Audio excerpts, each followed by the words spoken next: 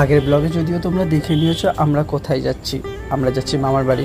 So যাই হোক, আমরা সেইখান থেকে ভ্যান করে নেমে এখন যাচ্ছি নদীর উদ্দেশ্যে। হ্যাঁ বন্ধু, মামার বাড়ির ডিস্টেন্সটা না অনেকটাই দূর, 5 ঘন্টার ওপরে লাগে জানো তো।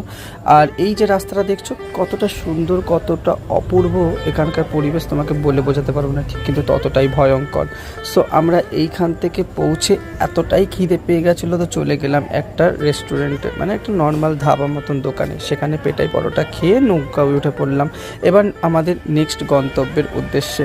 আর জানো তো এখানকার পেটাই পরোটা না আমার সব থেকে বেস্ট লাগে, বিকজ আমি কলকাতায় এত সুন্দর পেটাই পরোটা কোথাও খাইনি।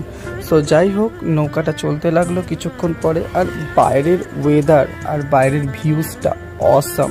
গরম একটু যদিও বেশি, কিন্তু অসাম পরিবেশ। এইটাও না একটা ফিল করার মতন পরিবেশ জানো তো, আর পুরো ফ্যামিলির সাথে গেলে তো মজাই আলাদা।